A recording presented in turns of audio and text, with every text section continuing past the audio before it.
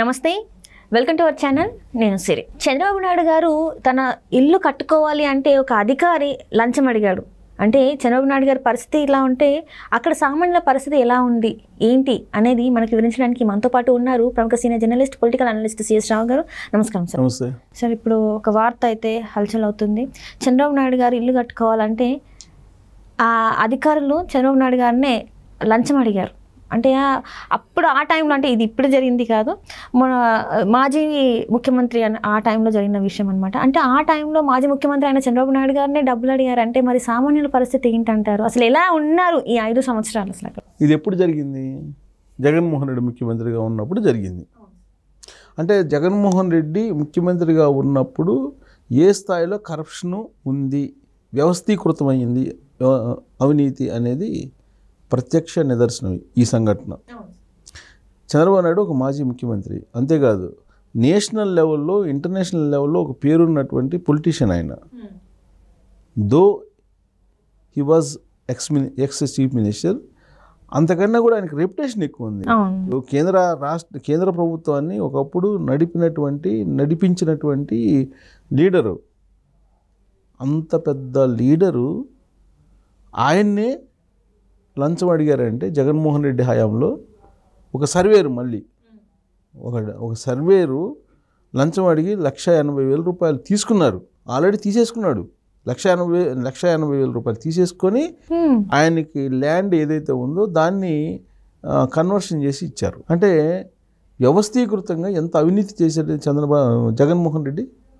చంద్రబాబు నాయుడు దగ్గరే డబ్బులు తీసుకున్నారు, లంచం తీసుకున్నారు అంటే అదే దాన్ని ఒక చట్టంలాగా చేసినట్టే కదా జగన్మోహన్ రెడ్డి. లంచం ఇవ్వడం అనేది ఒక హక్కు, అందులో తప్పేం లేదు, తీసుకోవడం అనేది ఒక హక్కు అనేలాగా చేశాడు కదా. ఇప్పుడు అసలు ఇష్యూ ఏంటి? చంద్రబాబు నాయుడికి ఏపీలో ఆయన సొంత నియోజకవర్గంలో హౌస్ లేదు. అనేక సందర్భాల్లో వైఎస్ఆర్ కాంగ్రెస్ పార్టీ వాళ్ళు ఈ ప్రశ్న అసెంబ్లీలో వేశారు, అసెంబ్లీ బయట అనేక సందర్భాల్లో ప్రెస్ ముందు, ప్రెస్ బయట ఎక్కడ పడితే అక్కడ అడిగారు. అసలు సొంత ఇల్లే లేదు నీ నియోజకవర్గంలో. సో సొంత ఇల్లు లేనటువంటి అతను ఇన్నిసార్లు గెలిపిస్తున్నారు, ఈసారి గెలవడు. చిత్తూరులో కుప్పంలో మేము చంద్రబాబుని ఓడిస్తున్నామని చెప్పేసి దాదాపుగా 2-3 సంవత్సరాలు హోరెత్తించారు సొంత మీడియాలో, తర్వాత అద్దె మీడియాలో, అన్నిటిలో. లాస్ట్కి సరే చంద్రబాబు నాయుడు గెలిచాడు, అది వేరే విషయం అనుకోండి. కానీ చంద్రబాబు నాయుడు అక్కడ ఇల్లు కట్టాలనే ఒక ప్రయత్నం చేసి అక్కడ ఒక ల్యాండ్ తీసుకున్నారు. చిత్తూరు జిల్లాలో శివపురం అనేటువంటి విలేజ్ దగ్గర, కుప్పం అదే పరిధిలో శివపురం అనేటువంటి విలేజ్లో ఒక ల్యాండ్ తీసుకున్నారు. ఆ ల్యాండ్కి సంబంధించి ఇల్లు కట్టాలంటే అది జనరల్గా వ్యవసాయానికి సంబంధించిన భూమి. దాన్ని హౌస్ కట్టాలంటే కనుక కన్వర్షన్ చేయాలి. హౌస్ కట్టుకునేదానికి కన్వర్షన్ చేయాలి హౌస్ పర్పస్ మీద. ఆ కన్వర్షన్ చేసేదానికి సబ్ డివిజన్ చేయాలి. ఏది సర్వే నెంబర్ని సబ్ డివిజన్ చేసి, సపోజ్ అక్కడ ఒక ఎక్స్టెంట్ 5 ఎకరాలు ఎక్స్టెంట్ ఉందనుకోండి. ఈ 5 ఎకరాల్లో హౌస్ పర్పస్ మీద ఇదిగో ఈ సర్వే నెంబర్లో హౌస్ పర్పస్ మీద ఇస్తున్నామని చెప్పి కన్వర్షన్ చేయాలి. ఆ కన్వర్షన్కి గవర్నమెంట్ పరంగా కొంత ఛార్జ్ తీసుకుంటారు. అఫీషియల్గా అది ఎలాగూ కడతారు, రిసిప్ట్ రూపంలోనే కడతారు.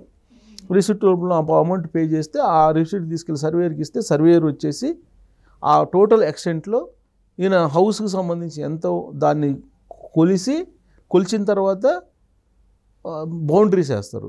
బౌండరీస్ వేసి దానికి అప్రూవల్ ఇస్తారు.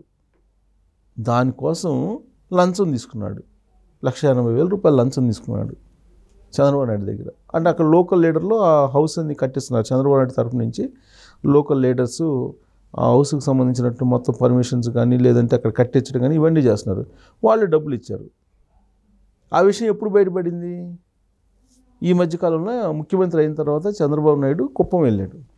కుప్పం వెళ్ళిన సందర్భంగా తన పరిపాలన ఏ విధంగా ఉండబోతుంది రాబోయేటువంటి రోజుల్లో అనేది అక్కడ ఉండేటువంటి క్యాడర్కి వివరిస్తూ, నీతివంతమైనటువంటి పాలనను మనం అందించాలి, అవినీతి రహితమైనటువంటి పాలనను మనం అందించాలి అని చెప్తున్నప్పుడు అక్కడ ఉండేటువంటి లీడర్లు చంద్రబాబు నాయుడు చెప్పారు, ఇలా జరిగిందని చెప్తే అప్పుడు ఆ సర్వేని ఎంక్వైరీ చేసి సర్వేని పిలిపించి నిజమని చెప్పి ఆయన ఒప్పుకున్న తర్వాత అప్పటికప్పుడు సస్పెండ్ చేశారు అతన్ని. అదే అంటే కలెక్టర్ గారు నిజాలు తెలుసుకొని చేశారు. నిజాలు తెలుసుకొని అప్పుడు సస్పెండ్ చేశారు. అంటే ఆంధ్రప్రదేశ్లో ఏ స్థాయిలో అధికార యంత్రాంగం గత 5 సంవత్సరాల నుంచి ఉంది అనేదానికి ఇదొక నిదర్శనం. లేదంటే మాజీ ముఖ్యమంత్రి చంద్రబాబు నాయుడు దగ్గరే 1,80,000 రూపాయలు లంచం తీసుకున్నారంటే మామూలు వాళ్ళ దగ్గర ఏ స్థాయిలో లంచాలు తీసుకొని ఉంటారు. అందుకే పబ్లిక్ జగన్మోహన్ రెడ్డికి 11 మాత్రం ఇచ్చారు. అసలు ఆ 11 కూడా రావడానికి అవకాశం లేదు. అది కేవలం తెలుగుదేశం పార్టీ వాళ్ళ నిర్లక్ష్యం కారణంగా ఆ 11 వచ్చినాయి వైఎస్ఆర్ కాంగ్రెస్ పార్టీకి. లేకపోతే అవి కూడా వచ్చిండేది కాదు. అక్కడ అంత వ్యతిరేకత ప్రజల్లో ఉంది. కారణం ఏంటంటే ఇదిగో ఇవే ఇవన్నీ. అంటే తన మన భేదం లేకుండా అంటే ఏజ్లో కావచ్చు, అంటే ఆయన సీనియారిటీ కావచ్చు, పలానా వ్యక్తిని కూడా తేడా లేకుండా అందరి దగ్గర దోచుకోవడమే. అంతే కదా, దీని అర్థం అదే కదా. ఇప్పుడు చంద్రబాబు నాయుడు దగ్గర లంచం తీసుకున్నారంటే అందరి దగ్గర తీసుకుంటున్నట్టే కదా లెక్క. ఇప్పుడు లంచం తీసుకోవడం నేరం, తెలుసా సంగతి. కానీ లంచం ఒక మాజీ ముఖ్యమంత్రి దగ్గర డిమాండ్ చేసి తీసుకున్నారంటే మిగతా వాళ్ళని ఎందుకు వదిలిపెడతారు? అసలు మిగతా వాళ్ళని వదిలిపెట్టే ప్రసక్తే ఉండదు. అప్పటికే ల్యాండు, స్టాండు, లిక్కరు ఇవన్నీ స్కామ్స్ అన్నీ చేసేసి తారాస్థాయికి అవినీతిని తీసుకెళ్ళిపోయారు. యంత్రాంగం ఎవరికి కావాల్సిందో వాళ్ళు దోచేసుకున్నారు. ఎంఆర్ఓ దగ్గర నుంచి, సర్వేర్ దగ్గర నుంచి, ఆర్ఐ దగ్గర నుంచి అందరూ ఎవరికి కావాల్సిందో వాళ్ళు దుకాణాలు తీసుకొని మొత్తం ఆంధ్రప్రదేశ్ని ఒక లూటీ చేసేసారు అనడానికి ఇది ఒక పెద్ద నిదర్శనం ఇది. సో ఇంకా నీతివంతమైనటువంటి పాలన జగన్మోహన్ రెడ్డి 2019 అధికారంలోకి రాగానే నేను నీతివంతమైన పాలన అందిస్తాను, 100 రోజుల్లో నేను మంచి సీఎంగా నేను గుర్తింపు తెచ్చుకుంటానని చెప్పి 2 టోల్ ఫ్రీ నెంబర్లు ఇచ్చారు. ఈ నెంబర్లకు ఫోన్ చేయండి, అవినీతికి ఎవరైనా పాల్పడితే కనుక గన్కన్నా ముందు జగన్ ఉంటాడని చెప్పి జగన్ ఉంటాడు, మీరు ఈ నెంబర్లకు కాల్ చేయండి అని చెప్పారు. పాపం నిజంగా నమ్మి ఆంధ్రప్రదేశ్ ప్రజలు ఫోన్ చేసి డిస్ప్యూటెడ్ ల్యాండ్స్ ఇలా ఉన్నాయి లేదంటే నా సమస్య ఇది అని చెప్పి వాళ్ళు కొన్ని వేలల్లో ఫోన్లు చేశారు. అవన్నీ తీసుకొని ఏం చేశారు తెలుసా, రికార్డు మొత్తం తీసుకొని సెటిల్మెంట్లు చేసుకున్నారు. సింపుల్గా టోల్ ఫ్రీ నెంబర్ ఇచ్చారు.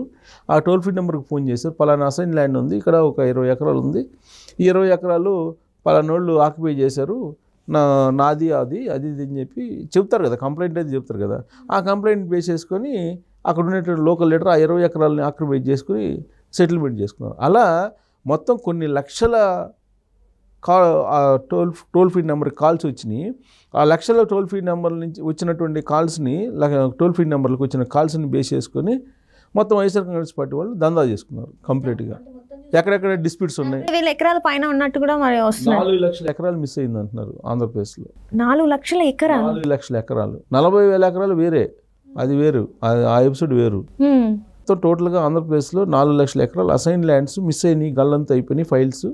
ఆ 4 లక్షల ఎకరాలు ఎక్కడికి పోయింది అనేది ఇప్పుడు ఆరాధిస్తున్నటువంటి పరిస్థితి కనపడుతుంది.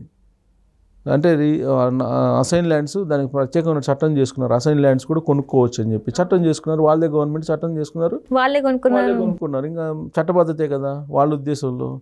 సో అలా చేసుకుని దాదాపు 4 లక్షల ఎకరాలు ఉన్నాయని చెప్పేసి అంటున్నారు.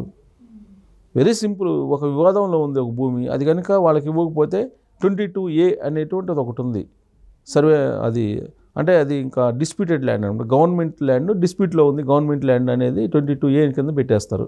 ఇంకంతే ఆ భూమి. దానికోసం పోతే అధికారుల దగ్గరికి పోతే ఎందుకు వాళ్ళకి ఇచ్చేసి అని చెప్తే వైఎస్ఆర్ కాంగ్రెస్ పార్టీ వాళ్ళకి ఇచ్చారు. ఇది జరిగింది ఆంధ్రప్రదేశ్లో గత 5 సంవత్సరాల్లో జరిగింది ఇది. ఇవన్నీ చూసిన తర్వాత అవినీతి రహిత పాలన అందించాలని చంద్రబాబు నాయుడు ప్రయత్నం చేస్తున్నటువంటి క్రమంలో ఇది బయటకు వచ్చింది. Right sir. సో ఈ బయటకు వచ్చిన తర్వాత ఆయన అధికారులందరికీ ఒక వార్నింగ్ ఇచ్చారు, ఫుల్ వార్నింగ్ ఇచ్చి ఇలాంటివి కనుక రిపీట్ అయితే డిస్మిస్ ఉంటుంది, సస్పెన్షన్ ఉండదు అని చెప్పి ఆయన సున్నితంగా వార్నింగ్ ఇచ్చేసి అధికారులు మీరు మారి ఆ వైఎస్ఆర్ కాంగ్రెస్ పార్టీ జోనార్ల నుంచి బయటకు వచ్చి తెలుగుదేశం పార్టీ అధికారంలో ఉందనేటువంటి సోయతోటి పనిచేయండి అని చెప్పి ఆయన చెప్పడం జరిగింది. Right sir, right. Thank you so much. Thank you.